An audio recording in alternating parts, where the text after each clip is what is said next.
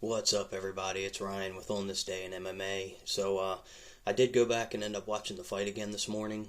Just wanted to get like a different view on it, like, a different perspective. Last night, me and my son were watching it. You're all into it and kind of, it's kind of hard to kind of judge it all the way like that. At least it is for me. I like to go back and watch it a second time just with, already kind of knowing the outcome, no real emotional attachment to it or anything like that. So, just checked it out and, man, I'll be honest with you, dude. I thought Francis won, and I didn't even think it was that close, really.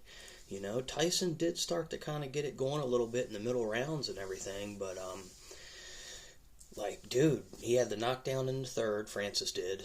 And then in, the fifth, I think it was, he had him in a little bit of trouble again in, the fifth round, and, it was a great game plan by Ngannou. Great game plan. Everybody thought he was going to come in there and just start throwing haymakers and really press, Tyson, not allow him to kind of get that jab going and try to keep it more like on the inside. And that's not what happened at all. Francis stayed on the outside and just kind of, let the punches just kind of roll off of him. He looked amazing. He looked even better the second time I watched it than he did the first time. I mean, he was bouncing. I don't think he was hurt, not once, in that whole fight. Tyson likes coming in there with those 1-2s, like we were talking about a little bit last night, those straight 1-2s, and he was throwing them, dude, and he didn't see Ngannou going nowhere or backing up, and you could just see, the look in his face. He was just like, what the fuck? This dude is like a different kind of animal, than he's been used to fighting, but he hasn't been in a real dogfight since what? That third Wilder fight, and that was what, 3-4 years ago at this point, something like that? No, about 3 years ago probably or something. So, he had the Dillian White fight, which, wasn't really a whole lot there with that. He kind of mopped the floor with him, he's a little bit past his prime, the guy White, but, still a big punching heavyweight and all that, but still, he just, that was kind of just like a walkthrough for him pretty much, so... I don't know, man, but for sure, I thought Ngannou definitely won that fight, especially after watching it a second time. And one other thing I didn't notice either, I seen that he had gimmick on the back of his boxing trunks, so I thought that was pretty cool, He definitely looked the part, man. The guy looks the part, absolutely looks the part. PFL has their hands. I tell you what, they were the real winners last night, was the PFL. They have an absolute superstar on their hands, and I said that yesterday in the video last night we made after the fight, but yeah, dude, they have an absolute stud on their hands. This guy he's definitely going to be bringing a lot of eyeballs for sure, because now, he's got all the boxing eyeballs now, and if you watch that fight last night, for sure, you're gonna watch another fight with Francis. And that was, I guess, the knock a little bit in the UFC, because he really wasn't a big draw in the UFC. He just wasn't. You couldn't really root for him or root against. It's just he just wasn't that big of a draw. Maybe it was the marketing. Maybe they should have moved it in a little bit of a different direction with him and stuff as far as the marketing goes and everything, or. They knew he might walk, so they didn't put a whole lot into it, because, it's like putting a bunch of stuff, money or backing into an employee that is getting ready to leave. You just don't really, a business owner just wouldn't do that, But one thing I was thinking about this morning, though, with the UFC and the PFL and Dana, and he's made it very clear about this crossover boxing stuff and all that. He's just not a big fan of it. He's made that very clear multiple times. And once he takes that stance on something, this is for sure. This is how the UFC is. But once they take their stance on something, they're not going back on it. He's staying where he is with this stuff, I think, with the crossover boxing. He's not a fan of it. And he's made that so clear. For him to go back now and try to do something would be a little bit rough. They would have to maneuver around a little bit and try to figure out a good way to kind of to do that. But I don't see that happening, But what if the UFC did have a boxing thing that they were trying to get going for a while? This was maybe 5-6 years ago.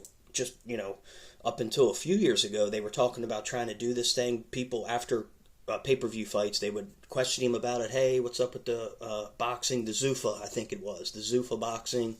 And at one point, it looked like it was they were getting ready to do something, or have some boxing matches set up through Zuffa Boxing. I thought they were signing some people, But man, it would have been cool if that's the direction that Dana would have went into instead of this slap thing, you know? Because look, the slap thing, hey, if people want to watch that, they can make money off of it. And I hear the video game's doing real good.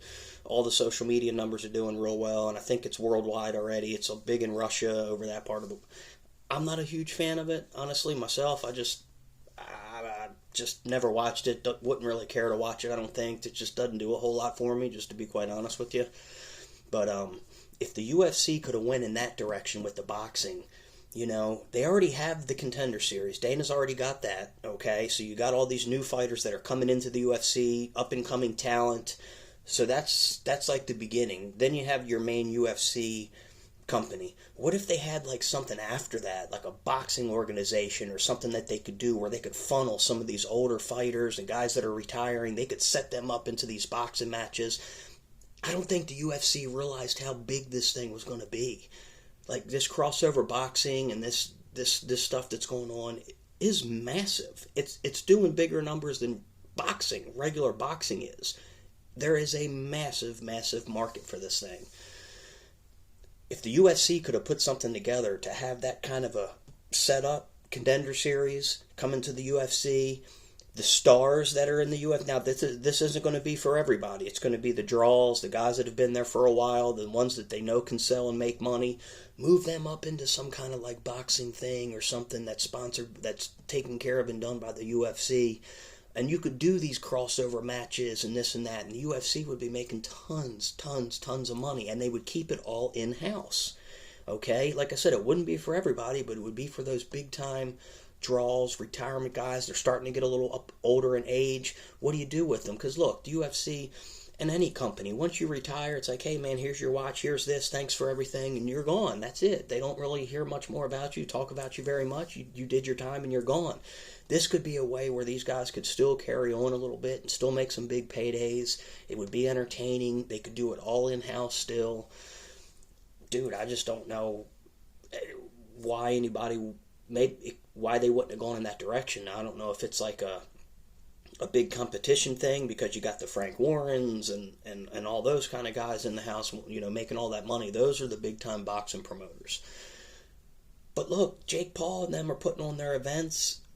They're doing all this stuff like that. The UFC could do the same thing and keep it under their umbrella with their fighters and still make all that revenue. I just think that would be cool. You know, that would be cool. And it would be something for the fighters that they could do and make some money later on in their careers. You know, so I don't know. But like I said, I definitely think Francis won that fight last night. I rewatched it again this morning, and I don't even think it was really even close, to be honest with you. Like we said, I just don't. I mean, he didn't even barely got touched. Tyson barely hit him. Like, he might have landed clean maybe once. You know, Francis had the knockdown. He had him in trouble again in like one of those middle rounds. So, yeah, but great night of entertainment. Really happy for Francis Ngannou. I'm happy for his future. I hope he goes on to make a ton of money. And we'll be talking about UFC 295 here in a bit. Have a good Sunday. See ya.